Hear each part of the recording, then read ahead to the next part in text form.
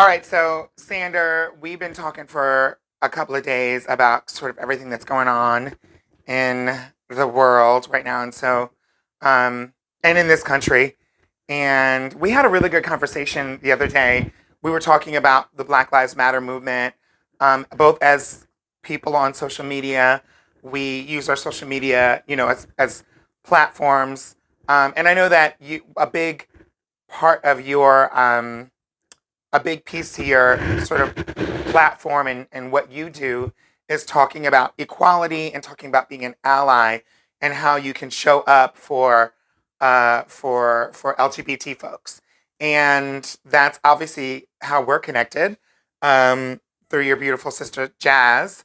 And we had a chance to work on a lot of things, and we've had some really good conversations about LGBT equality and being an ally. Um, but this is like one of the first times that we've ever really talked about racism, and it's the first time we ever talked about it. And so we had a really good conversation the other day. So I figured, let's. I mean, you're the one that said let's just do this on camera and like let's talk about it. You know. Yeah, yeah, exactly. Basically, when we had that conversation the other day, I felt like you were really informing me on a lot of things. And with this Black Lives Matter movement, a lot of people are talking about everyone going out and educating themselves. And I feel like that's something I never really did, but it's something that I want to do and I know I need to do to now going forward. And you being one of my closest friends, you've been able to provide me that education. And instead of talking about it the day that we started talking about it, I was like, stop, hold that conversation. I think there's so much more I need to learn, and I want to learn it from you.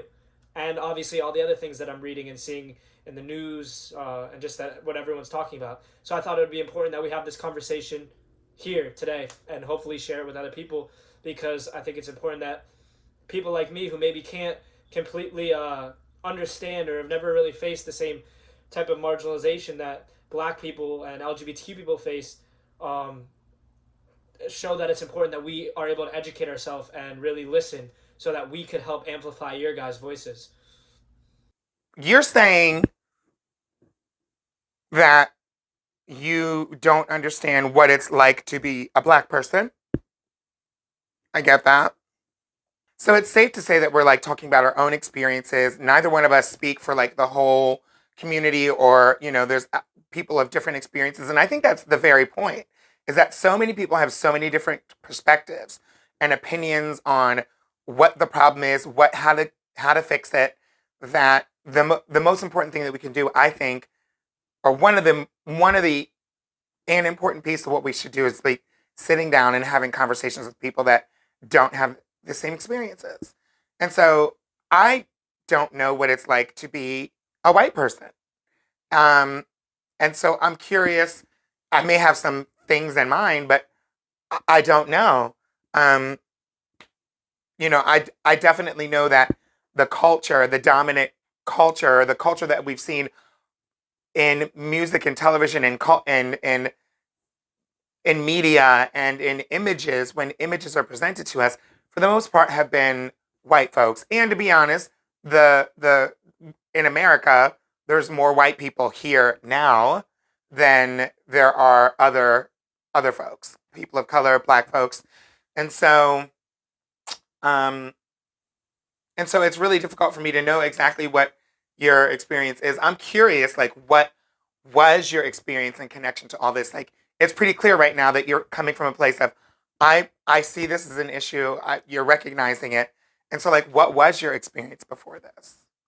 Yeah, I mean, I think my experiences before it were that I would hear these stories, similar to George Floyd over the years, Trayvon Martin and stuff like that, and because I'm white, I felt like they didn't really affect me, or I didn't feel the need to associate with them, and I think that's a major part of the problem. Basically, I would hear these stories and I'd recognize that it wasn't right and what was going on was not right, but I thought, being a white person, that like it really wasn't my place to speak up about it, and I didn't know how to speak up about it. I didn't want to make a post or share my opinion and then in fear of being like told that you're not speaking about it correctly, I just kind of kept my mouth shut, and I feel like a lot of people kept their mouth shut for the longest time.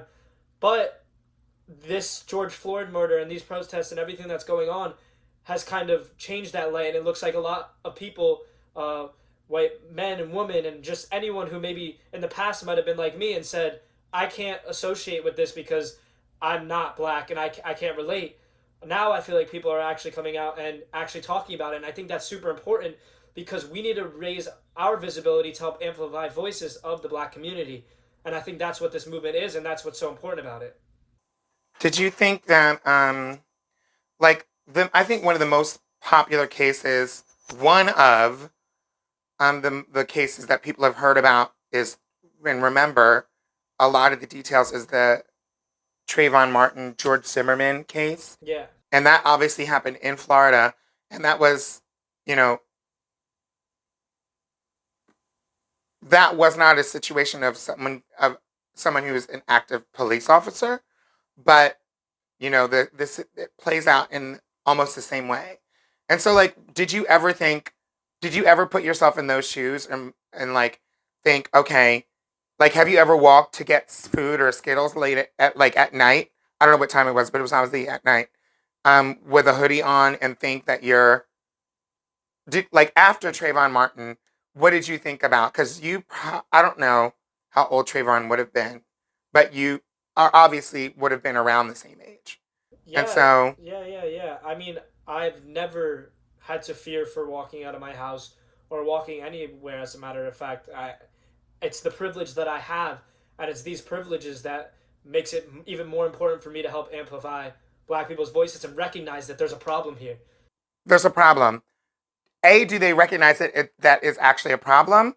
And B, do we all think that it's the same issue?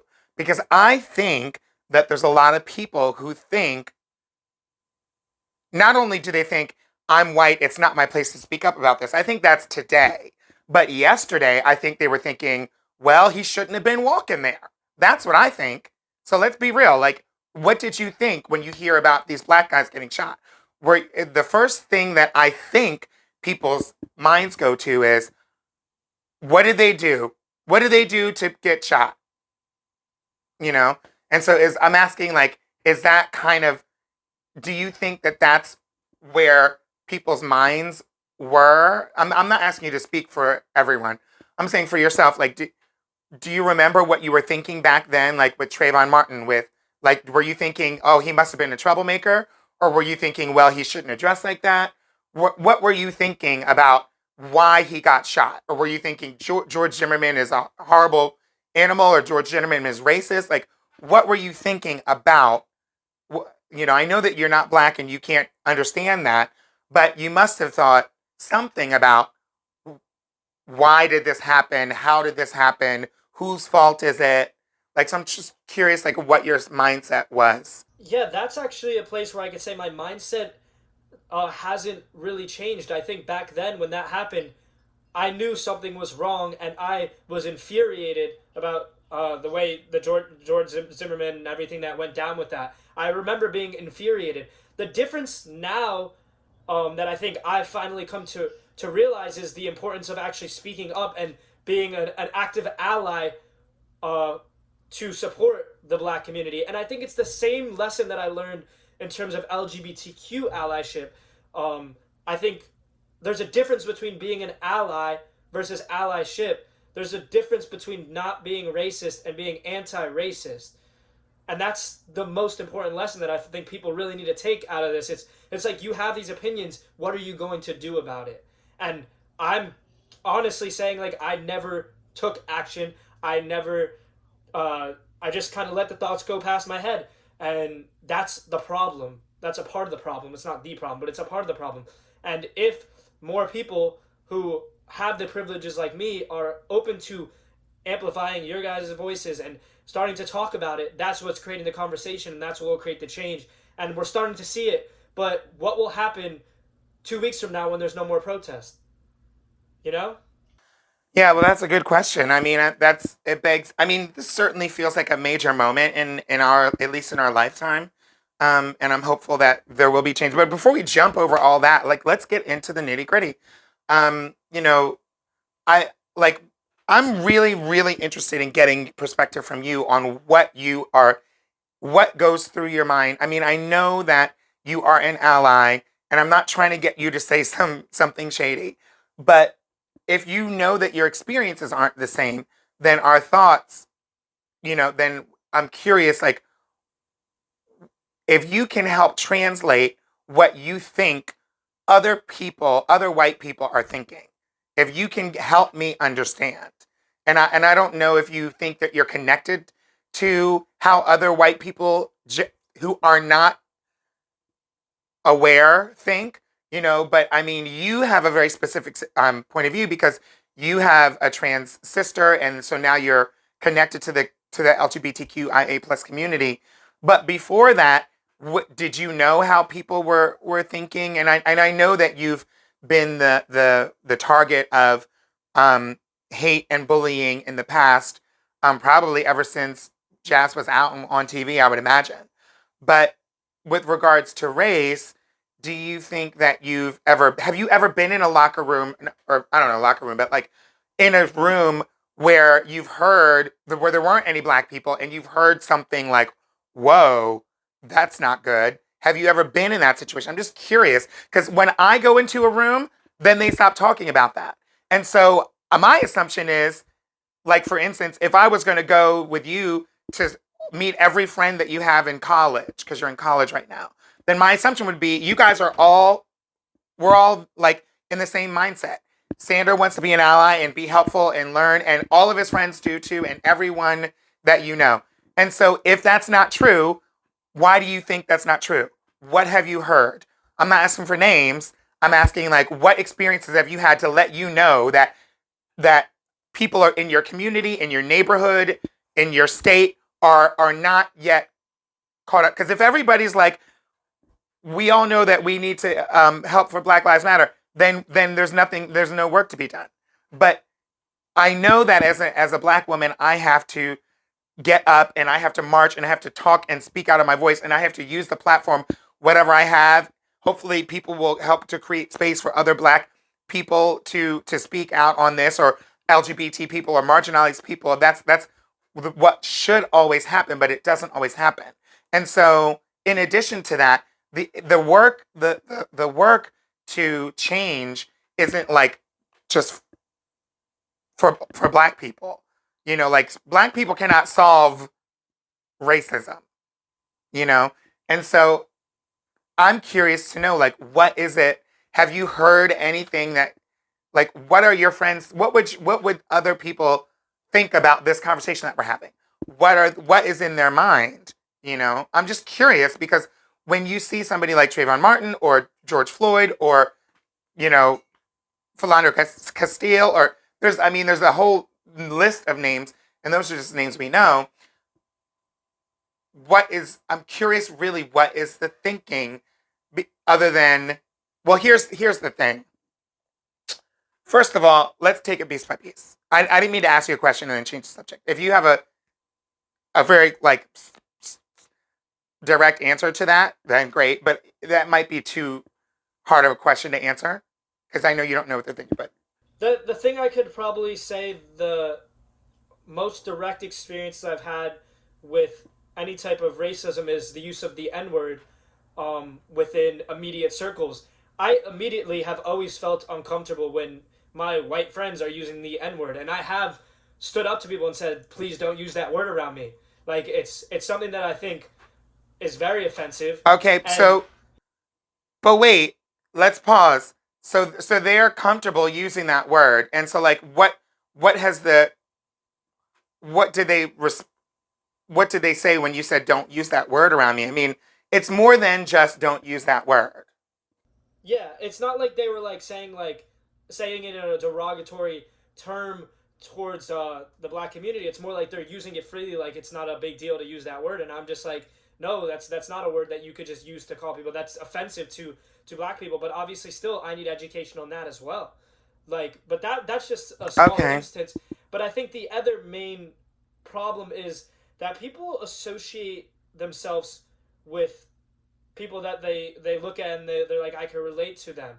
And so if you asked if I had been having this conversation in the past about this with you, and I had posted something about it, a lot of probably my closest friends and uh, just like people in my media community, like circle, would probably say, Sandra, you're dipping your toes into something that does not relate to you, and they would take it as me doing something offensive to them for associating like that. That's honestly how I think people would respond. Um, and I'm hoping that's not the case anymore because of this Black Lives Matter movement, and that people could realize that it's important that we're having these types of conversation. A white guy, black woman, and Let's just talk about this because this is one of the things that's really interesting. When I see the protests, I see people who are in pain. I see people, a reaction to, it's almost like twisting. Okay, it's like this. If you take a rubber band and you twist it and twist it and twist it and twist it and twist it and twist it, it snaps. What I'm seeing is the twisting and the twisting and the twisting. I see the protests as the rubber band being twisted and twisted and twisted and twisted, and to the point where it's going to snap. I think a lot of white people see just the snap, and they don't understand that there's a whole bunch of stuff that got this started. And so when we talk about the protests, and you know, I think they just see a bunch of angry black people looting and stealing. That's what, and I think that makes it easy for them, because then the whole problem is, see those black people? All they do is steal and loot and shoot up things. That's all they do. So have you ever heard that idea? I have not heard that idea, but I've definitely seen people making posts who are basically saying that yes, they support Black Lives Matter, but then they'll add in the next step of, but these protests and this violence and brutality that's going on in the streets is wrong. And I think the problem that you just mentioned about that has a lot to do with the way the media portrays things. As a person who is studying media with my master's degree, I learn all about the different way that media portrays things. And I think that the media outlets understand that people want to see something that's newsworthy, and they think that the newsworthy thing is that there's brutality and riots and stuff, but they're not showing enough of the peaceful protest and more of the messaging and what really needs to be shared. I think people see the looting or the protest as a bunch of black people just being ruckus and looting and going crazy, and they're not really focused on, they're not really acknowledging that it's literally a reaction to everything that's happened, you know? And so to me, I think it's important that we keep the focus. The problem is the fact that there have been so many of these videos. It's not, I don't even know if I don't know, I would like to think, but if we didn't have video cameras, would we still be as outraged? I don't know. Because there certainly are people people of color and black folks. There's there's a black trans man that was murdered last week in Florida who died at the hands of the police, who had committed some crimes. I think it has nothing, he's innocent until proven guilty, just like the guy that shot up that movie theater in 2012, just like Dylan Roof, who went in and shot up a church. They took him to Burger King on the way home. He didn't get murdered by the cops, and they know he did it. He said, I did it. He had the gun in his hand and said, I don't regret it. Even after they caught him, he said, I don't regret it. And so if we can allow him to see the judge, then why can't this black trans man who he may have killed somebody and he needs to face justice for that. But what ends up happening is, And that has to do with the system. that is exactly that is the system. It's the way people perceive it. It's people are like, oh my god, it's a white person walking towards me. Chill. If it's a black person and they look, they're 6'2" and they have big muscles or something, then people are automatically intimidated. And it's a big part of the problem. Or they're a teenager with Skittles. Yeah, exactly. And because of the way that society works, people are more scared. It's the same way people treat the LGBTQ plus community. Like, it's ridiculous, and it needs to change. But it's not the same way. Well, it's not the same, but I'm saying like people fear. It's the fear that people have. It's that fear Mm-hmm. that has been placed on it by Yeah. society and the way community talks about things and the way just the way that people see things. It's that there's a fear that's been created, and it's a fear that needs to be taken away, and that people need to recognize doesn't need to exist anymore. Mm-hmm. I guess the difference is that there is more things in place. It just doesn't end up coming out the same way in terms of the police violence, but you're definitely right. Well, People you judging. did say because I said LGBTQ relates to it. Could you explain to me how it doesn't relate? Just I mean, I obviously understand it to a certain extent, but I think the explanation's warranted. Like, I think it would be Yeah, cool to hear so it. here we go. As someone who is who is LGBTQIA plus and part of the queer community, and I'm also a heterosexual woman, and I'm a black woman, right? Yep. Since I have a very here's what I think. LGBTQ people obviously are victims of violence and crime and discrimination. Discrimination is one step. A step past that is the crime that exists and the violent crimes, or the violence and the murder that happens to people. And so, people in the LGBT community are obviously targets for that. But I haven't been able. Okay, so first of all, when we talk about LGBTQ experiences versus black experience, it automatically says black people are not LGBTQ. Got it. It automatically says LGBTQ people is not black related. That's a problem. To me, LGBTQ is black. I'm black and I'm in the LGBTQ community. So those two things for me are not as easily separated. You separate those two, you're literally ripping me in half.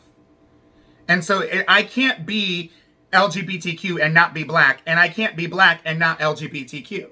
It's not possible. Got it. And so that's the first thing. The second thing is the discrimination that I have experienced, and so I guess related to that is the LGBTQ discrimination that I've experienced and seen always connects to is always affected. It's either turned up or turned down, or it's always affected by someone's socioeconomic status, someone's race and ethnicity, and someone's gender. Anti-gay sentiments are different for men than they are for women. Anti-gay sentiments are different for black men than they are for black women. Anti-gay sentiments are different. They're just different for all these different groups of people. And so these things are all a factor. It's almost impossible. Like if you're talking about, a crime being committed against someone, a lot of times who they are and what they look like is related to that if it's a crime of someone that's a stranger. If it's someone that they know, and they say that most crime is committed by people that we already have a relationship with, right? An ex-lover, a friend, or some, horrible friend. So then the people who are being murdered by strangers, that's where the discrimination comes in. I'm judging you based on what I think I know about you, but I don't really know you.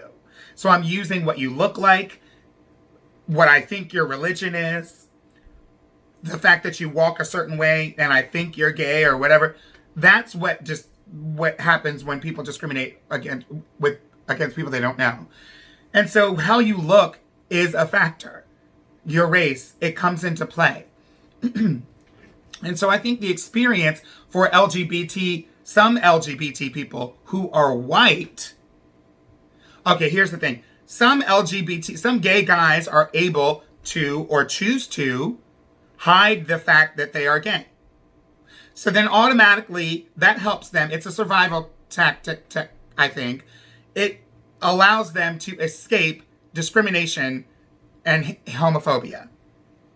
And if they're white, then they're not getting beat up because they're black. So if they're white, then their chances are, if they're able to successfully hide from everyone or certain people that they are gay, then they may have maybe they're thinking they have better chances of not being discriminated against. Yeah, gotcha. But what you're saying is, for black people, it's like they're black. White women cannot hide the fact that they are women. Yeah. White gay women cannot hide the fact that they are women, but they can hide the fact that they are gay if they wanted to. Yeah. To avoid discrimination. But the fact that they are white saves them, although the fact that they are women puts them in lower than men. And so they will still have discrimination based on gender, but not necessarily based on their sexuality. Got it. Black gay women might be able to hide the fact that they are gay, but they will never be able to hide the fact that they are black. And as we've seen in many situations, that always counts. Whether you are a working professional, whether you are walking on the street, you can be walking on the street, minding your own business, and be murdered. Breonna Taylor, in her house, she is a first responder, helping people with helping take care of people with coronavirus. In her house, watching TV, and murdered. It's terrible. So, if that had happened to a white woman, something tells me that the reaction would be a lot different, you know? Yep. And so that's it's really difficult to compare LGBT versus black. Like I said, I don't like to do that. But it opened my eyes, and I understand a little bit more now. Obviously, anyone who's LGBTQ and is very open about it, like, they're always going to face discrimination. That's similar, but a lot of LGBTQ people are able to and choose to just kind of tell their closest allies and friends, but like walking on the street, no one's going to really say anything or fuss. But a black person, you can't just be like, I'm not black, and walk around, and people always will still do it. And because of the systematic racism that exists in society, there's always that chance that something could go wrong because of the color of your skin. Right? Exactly. And that makes sense. That's 100%. So with looting versus rage, I want people to know that it is a desperate cry. First of all, black people can be angry in the streets and screaming and hollering without looting. Someone looting is, I believe, a different situation. Now, being angry enough to burning something is not looting. You know what I mean? I know that people think it's all mixed up in the same thing. There's people who loot, and maybe that's what's obviously in their minds. But like, we have to take this situation here. COVID-19 in our country has affected black people disproportionately. People of color and black people disproportionately. And on top of that, we've all been stuck in a quarantine. We damn well know it, because there's a whole bunch of people in Michigan who took their guns to the governor and basically tried to intimidate into opening up the state. And they were angry, they were screaming and hollering. And so they are in pain and they want to be heard. Well, imagine that, and being shot, seeing a new video where another person is shot and killed in the news every day from your community that you feel connected to. And so at the Michigan stuff, no one was injured, harmed, shot, and they were being praised as good people by some, like, that's what by the president. By the president. By the president, honey. And I think the president. And then he called black people looters and stuff. That's just not right. He calls black people looters, and he calls them thugs. He calls the people protesting thugs in that protest, but in Charlottesville, they're very fine people. In Michigan, he's on their side and says, and he's proud of them. I don't remember exactly what he said about Michigan, but he never said they're thugs. But they had guns in their hands, right? They had guns in their hands. That's crazy. And so, okay. But it's an example. I think it's a major example. It's so much bigger than that. And so the systematic, and there's a difference between systemic and systematic. That's what people should know. Systemic just means it's a result of a function. Like if I turn on the vacuum and it every time it sucks the things up into it, that's systemic. Like it's just the result of a system of things working. Systematic is an entire structure that's built to go in one direction with a purpose, right? And so when we talk about a protester, we can see how their life is affected by COVID-19 and the quarantine, being out of work. We can also go back and see their living conditions and what's the situation there. What's their family unit like? Who are they living with? What connects to that is what opportunities have they had with housing and jobs to have a bunker or a place where they can store 10 years worth of food? Or do they need to go out and work because they don't have any of those things? And then how they, where they live has a lot to do with, like, if they were able to rent, if someone was willing to rent to them based on how they look, Yep. That changes people's situations. And so that's a very small piece. That's just about housing. That's a very small piece. I hear some people say, just vote, darling, vote, and it'll be fine. We can't just vote our way out of police brutality. And voting is very important. I vote. I encourage people to vote. I encourage people to be registered to vote. I encourage people to know exactly who is running for state and local offices and their legislature. Because a lot of times the laws in this country, the laws that matter are usually they're created by the people in the local legislature, the legislature in your state. The president's tweeting stuff, but that doesn't become law. That's him just communicating. And so I think that's really important. However, if you live in a state and there are some states, and for the longest time in this country, the practice was after Black folks were able to legally vote in the 60s, just 50-something years ago. Well, I won't say exactly how many years ago. Years ago, in the 60s, after they were given the ability to vote, then the direct response to that is, let's make it illegal for them to vote for another reason. So they were basically going in and arresting Black people left and right. Any single excuse, get them in jail, get a record on. And so people with felonies or previous arrest, had previously been arrested or incarcerated, were no longer eligible to vote. They can't vote. You're not qualified. You're not, eligible for voting. Yeah, a lot of that has changed. Statistics about that. Like, I've seen statistics because I've been trying to do research and inform myself. I think it was two quotes that both relate to like 1/3, and it's that 1/3 of Black people have been arrested for something, and also that 1/3 of Black people aren't able to vote. So maybe it's correlated, I guess, based off what you just said. Oh, there's definitely a correlation between the Black folks that can't vote. There's a connection between the Black folks that do not vote and the Black people who are not legally allowed to vote. And that is connected to. What's the reason that so many Black people have been arrested though? Like I don't get it. Like that obviously shows a big problem. Like that's not right. So I think a lot of white people, can you hear me? Yeah. Can you hear me?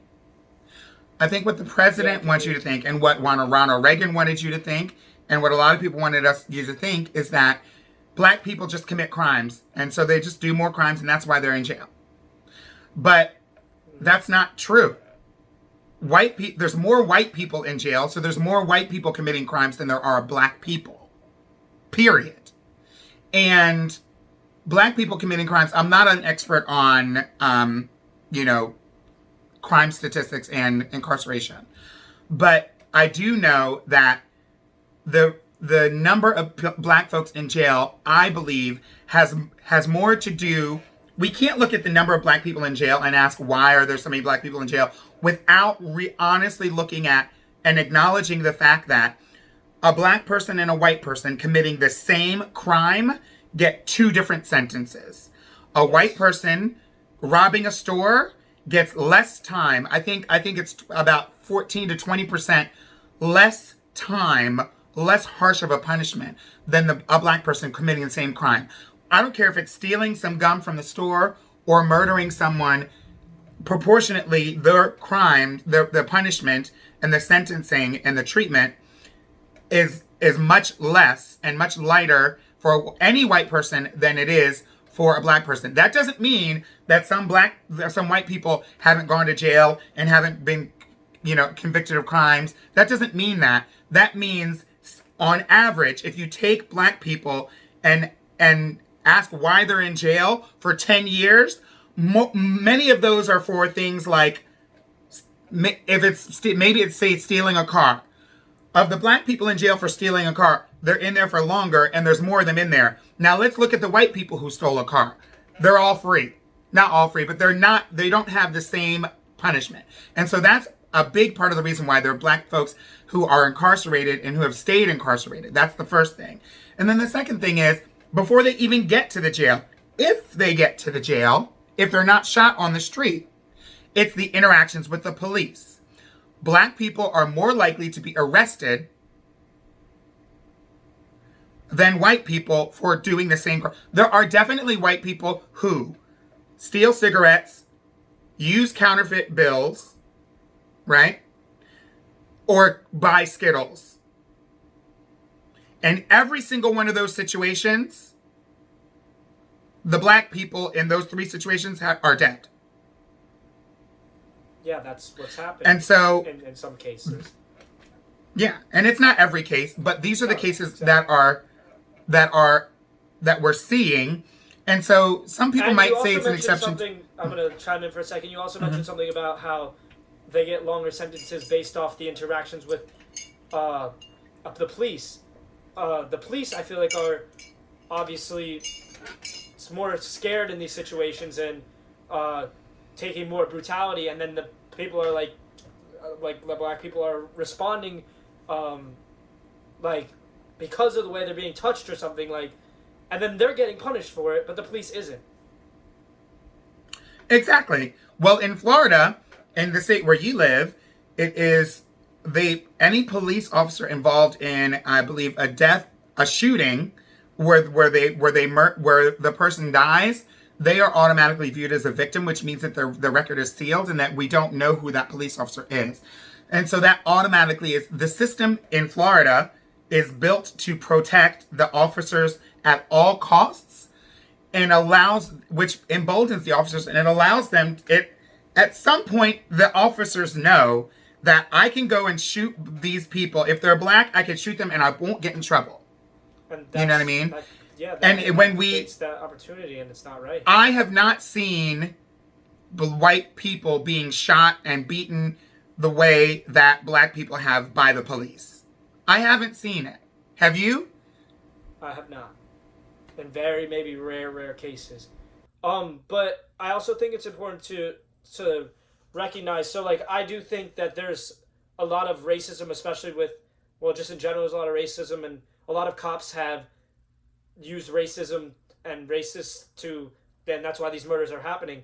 But a lot of people are also kind of combating that with not all cops are bad cops, which I agree with. Not all cops are bad cops. The problem is there's too much wiggle room for cops to be able to do the actions that they've done. And it's not that the racism starts and ends with a police officer who's evil. It's not. And we can't look at it like the reason why black people get arrested because that individual cop is just a bad cop. It's the system. It's Yeah. like saying, drugs and alcohol, like we're finally at a position where we can acknowledge that drugs and alcohol play a part in how people behave. And when people are behaving badly, then sometimes drugs and alcohol are as a factor. It doesn't mean that every human who uses drugs or alcohol is evil. It just means that they are under the influence. Cops are victims of racism as well.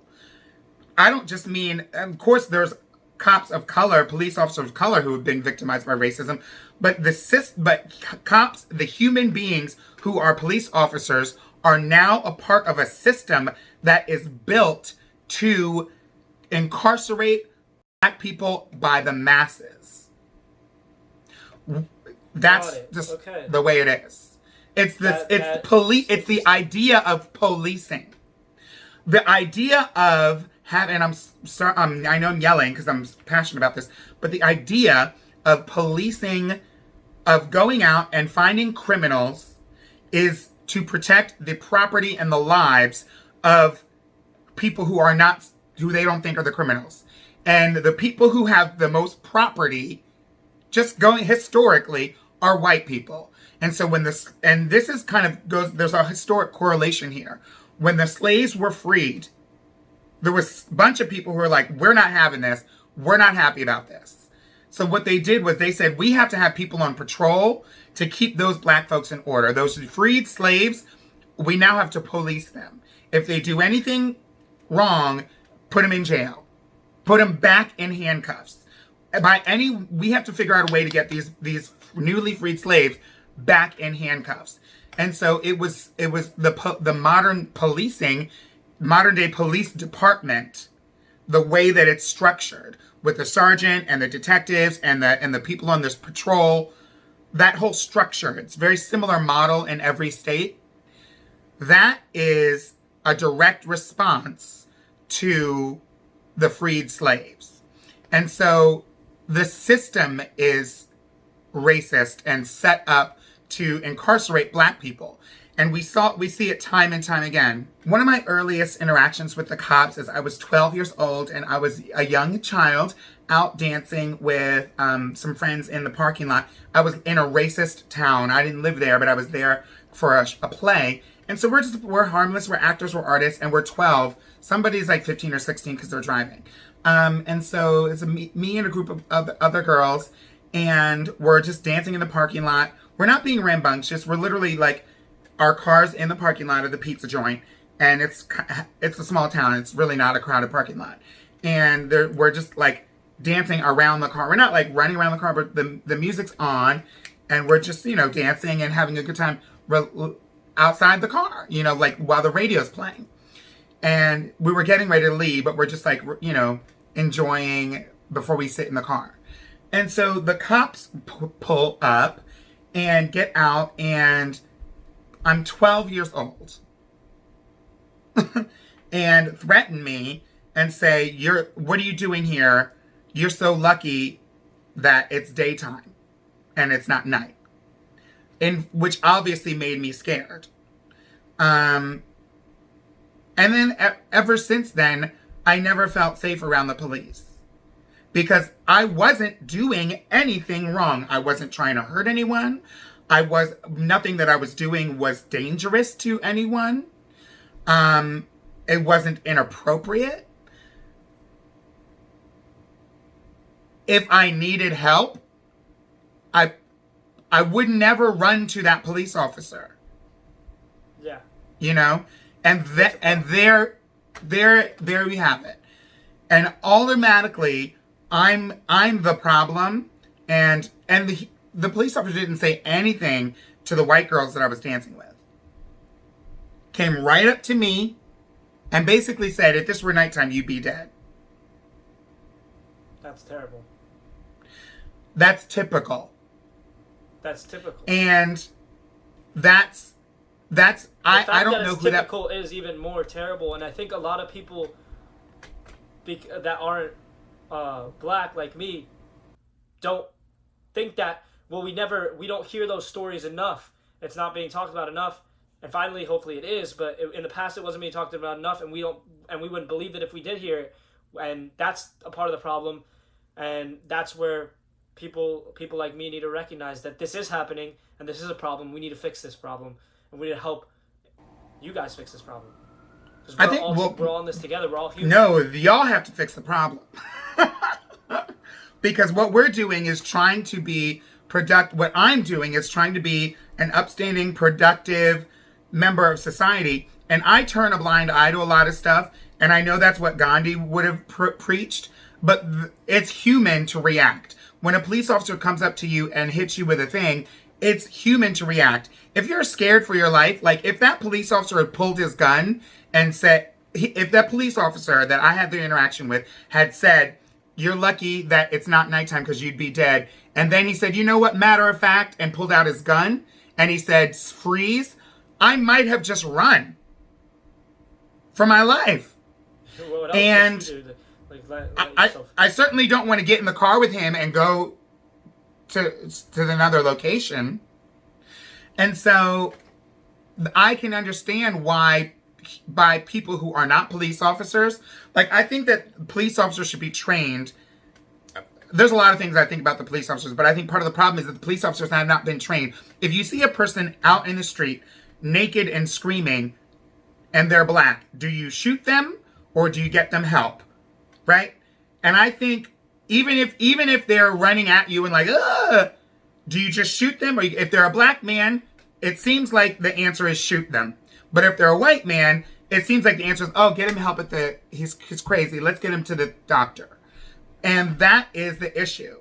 And the black people who have been shot it seems as though they didn't have the opportunity or the chance to plead their case in front of a judge. And so I think that's part of the problem. And so the other part of the problem is the stereotypes.